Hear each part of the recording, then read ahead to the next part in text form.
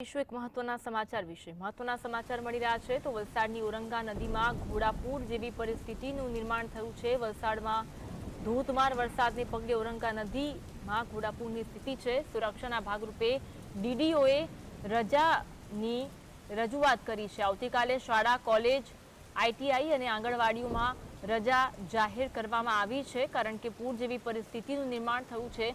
Fire વિભાગ અને એનડીઆરએફની ટીમ અસરગ્રસ્ત વિસ્તારોમાં તૈનાત છે।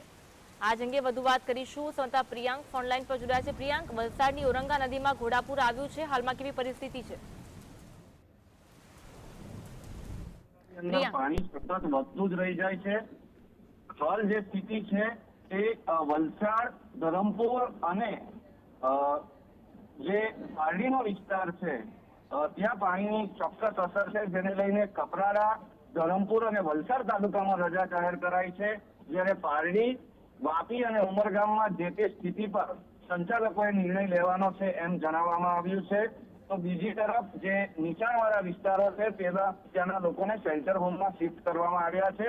100 થી વધુ લોકોને હાલ શિફ્ટ કરી દેવામાં આવ્યા છે। તેઓના જમવાની અને અન્ય વ્યવસ્થા રામલલ્લા મંદિરનો જે હોલ છે તેમાં અને પ્રાથમિક શાળામાં કરી દેવામાં આવી છે। જી, કઈ ટીમ હાલ વલસાડ પહોંચી ચૂકી છે અને તંત્ર દ્વારા કેવી તૈયારીઓ થઈ રહી છે? એનડીઆરએફ ની એક ટીમ અહીંયા તૈનાત છે, જેના તમામ કર્મચારીઓ અત્યારે ફિલ્ડ વર્કમાં છે। નગરપાલિકાની જે ફાયરની ટીમ છે તેમણે પણ બધા રસ્તા બ્લોક કરીને તેઓ પણ તૈનાત છે નીચાણવાળા વિસ્તારમાં। તો જિલ્લા પંચાયતની આરોગ્ય વિભાગની ટીમ પણ તૈનાત છે। વલસાડ કલેક્ટર શ્રી 2 આંટા મારી ચૂક્યા છે અને સતત મોનિટરિંગ કરી રહ્યા છે। ડિઝાસ્ટર મામલતદાર અને તેમની ટીમ પણ અત્યારે કાર્યરત છે।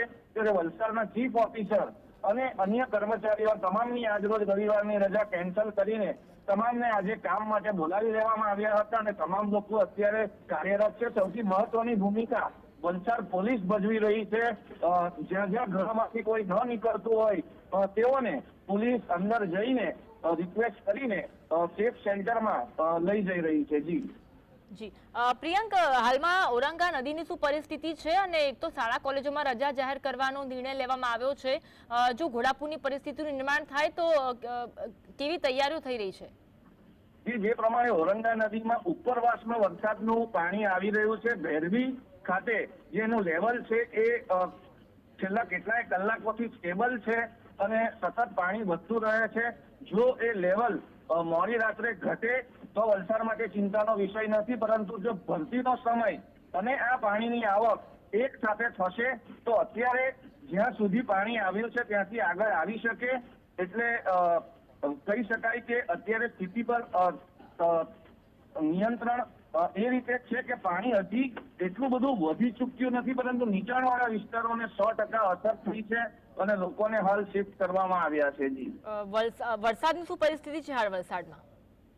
વલસાડના શહેરી વિસ્તારમાં વરસાદની સ્થિતિ એ પ્રમાણે છે કે વરસાદ કોઈક વાર ખૂબ ધોધમાર પડે છે અને ફરી પાછો થોડો સમય શાંત થઈ જાય છે। એટલે શહેરી વિસ્તારમાંથી પાણી ઓસરી જવાની પણ એક શાંતિ વલસાડ શહેરને મળી છે, પરંતુ જ્યારે ધોધમાર વરસાદ અડધોથી પોણો કલાક પડે તો તિથલ રોડ જેવા વિસ્તારમાં પણ પાણી ભરાઈ જાય છે। જી, આભાર પ્રિયાંક માહિતી આપવા માટે। તો ઓરંગા નદીમાં ઘોડાપૂર જેવી પરિસ્થિતિ, જો કે તંત્ર હાલ તો એલર્ટ મોડ પર છે।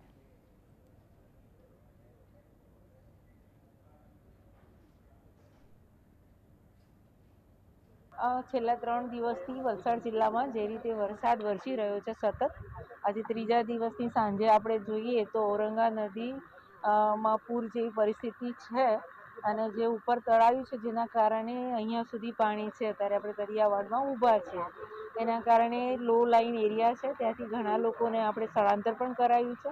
એનડીઆરએફની ટીમ સજ્જ છે અને જેને આપણે સ્થળાંતર કરાયું છે એ બધાની વ્યવસ્થા પણ કરાઈ છે।